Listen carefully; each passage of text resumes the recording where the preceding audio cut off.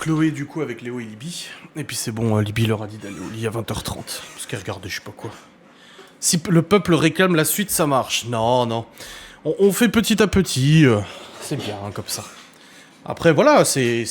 Comme j'ai dit, je veux pas remplacer les lives blabla par ça. Donc je disais tout à l'heure, une bonne journée aujourd'hui.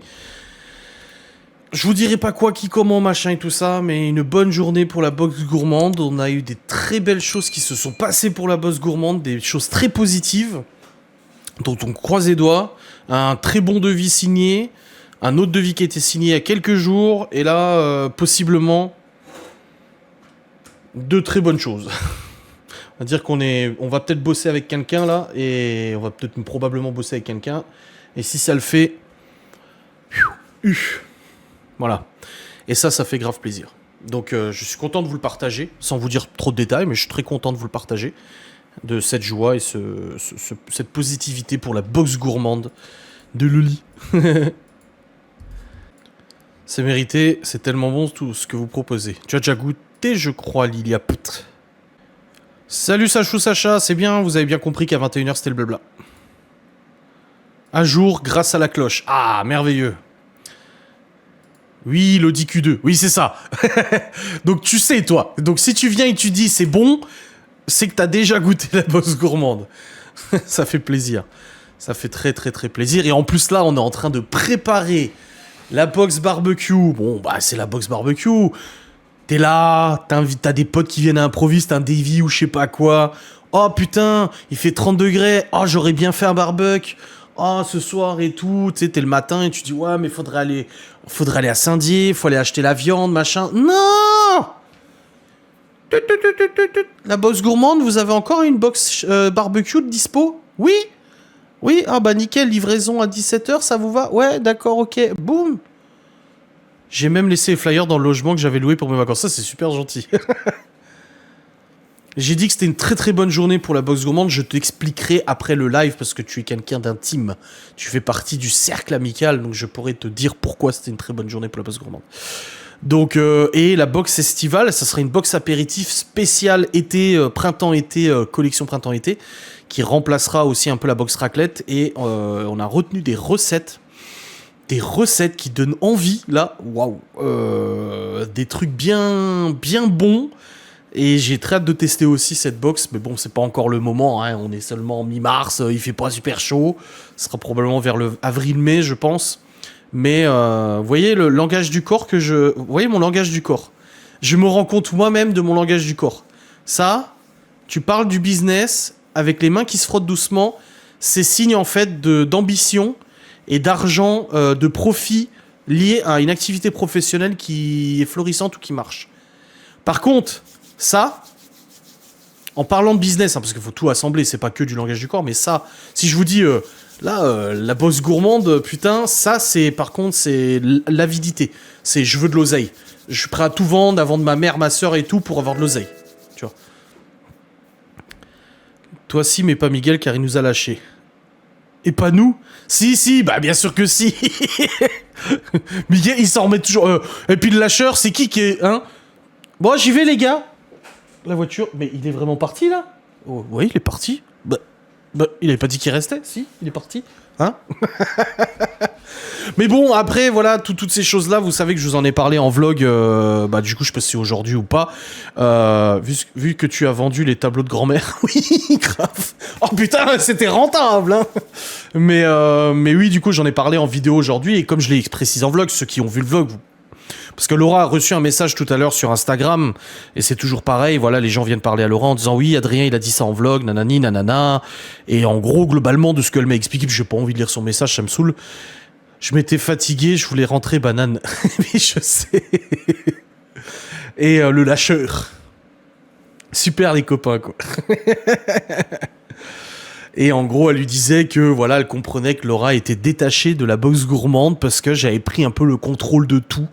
Voilà, je contrôlais, en gros, je pouvais pas m'empêcher de prendre le contrôle des choses, etc. Alors, c'est toujours la même chose. Avez-vous commencé à lire le Coran? Non, pas du tout. Donc voilà, c'est toujours la même rengaine. En gros, je suis un pervers narcissique qui contrôle les choses et qui peut pas m'empêcher. Voilà, c'est lui qui contrôle la liste des produits, qui fait les courses, nanani, nanana. Voilà. Et du coup, il a parlé de toi. Vous l'avez bien vu, le vlog, si vous l'avez vu. Il a pas la péteuse en confession. Ouais, ouais. Comme si elle ne savait pas qu'elle lui apprenait quelque chose que tu dis en vlog. Oui, non, mais c'est ça. Le pire, c'est que je crois bien, comme il me semble, si mes souvenirs sont bons, c'est que dans le vlog, j'ai quand même précisé que je comprenais parfaitement le point de vue de Laura. Et je comprenais qu'elle n'avait pas la même vision ou la même motivation et tout parce qu'elle ne savait pas ce que c'était d'être entrepreneur et c'est pas mal, hein. Mais que du coup, moi, ça faisait un temps que je le faisais, donc j'étais plus habitué à ces situations de tension, de doute, de pérennité, etc. Donc, je comprenais parfaitement son point de vue, etc. Après, comme je l'ai dit, Laura n'est pas quelqu'un de très expressif non plus, excessivement et tout. Bon, aujourd'hui, c'est quand même, pour ce qu'on a eu comme nouvelle, si. mais que voilà, je comprenais parfaitement et que, comme j'ai dit, cette entreprise, c'est un travail d'équipe.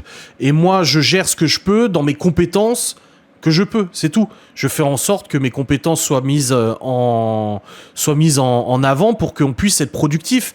J'ai fait le site internet, oui c'est sûr, c'est moi qui gère la page Facebook, parce qu'en fait elle est ouverte sur mon ordinateur. Quand je prends une photo d'une box avec mon téléphone, je me l'envoie à moi, je la réceptionne sur mon ordinateur, c'est moi qui utilise Photoshop, Laurent ne sait pas utiliser Photoshop, je fais du coup le nécessaire, je publie sur la box gourmande, parce que je vous rappelle quand même que contrairement à Laura, je travaille sur l'ordinateur toute la journée. J'ai toujours la page Meta Business de la gestion de la box gourmande qui est devant moi. Donc forcément, c'est plus moi qui le gère.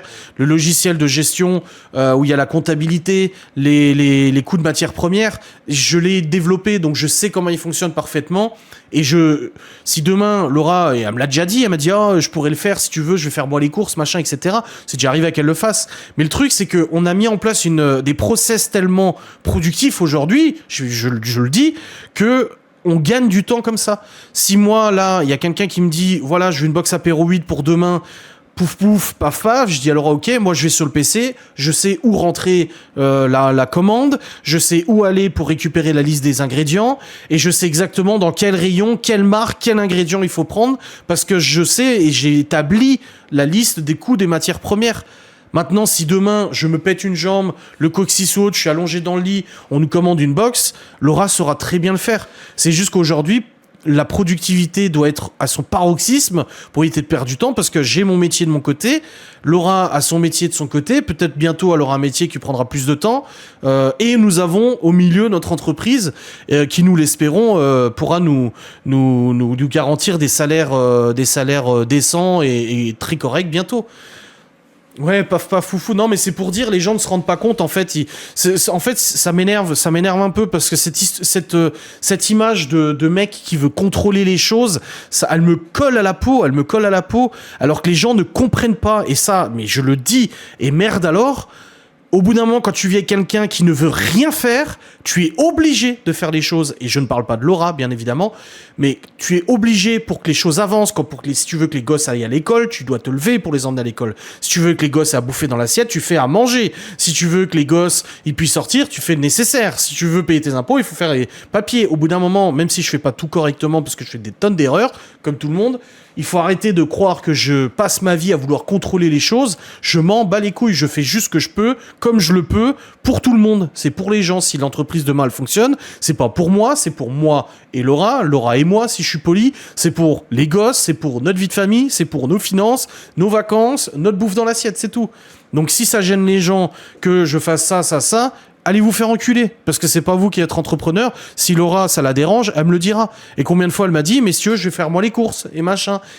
C'est juste que je connais les produits, je sais exactement les prix, au kilo, au litre, au décilitre, au centilitre, au millilitre, au hectolitre, au tout ce que tu veux.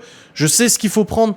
Et combien de fois je rentre des courses, je dis putain, là j'ai fait une promo parce que je savais que je devais prendre ça, et là je l'ai pris dans telle quantité. La dernière fois je suis allé faire des courses pour des box raclette.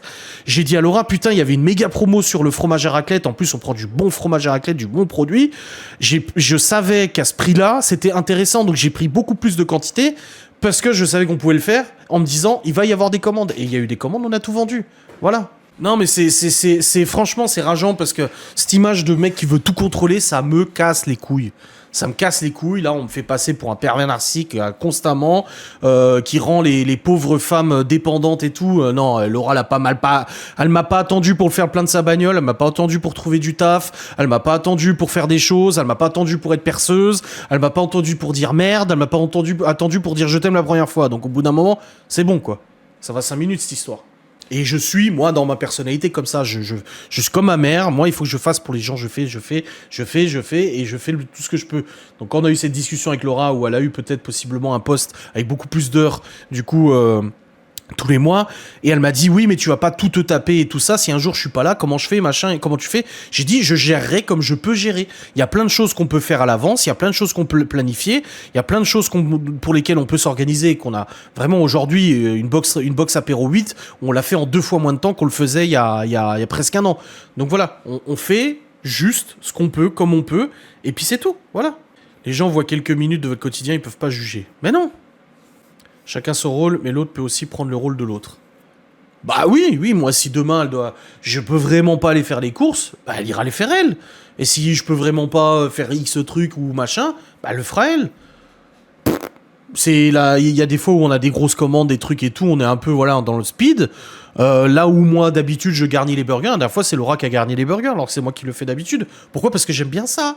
J'aime bien travailler. Ouais, spoiler alert, j'aime bien bosser. Alors vous allez me dire que YouTubeur, c'est pas un vrai métier. Bah écoute, je fais sûrement plus d'heures que vous, parce que visiblement, le temps que vous passez sur Twitter et vos conneries de réseau à la con, là, vous avez beaucoup de temps libre. Hein. Voilà, ça c'est fait, j'avais besoin de le dire. Merde. Dans la vie, il y a plusieurs types de personnes. Il y a des gens qui aiment bien faire et qui veulent rendre service, et il y a d'autres personnes qui profitent de la gentillesse des gens pour tout leur faire faire. Et ensuite te font passer pour un connard. Voilà, bon allez, passons à un autre sujet. Comment allez-vous ce soir? Dans ce live du vendredi soir. Oui, on a notre fonctionnement, bien sûr.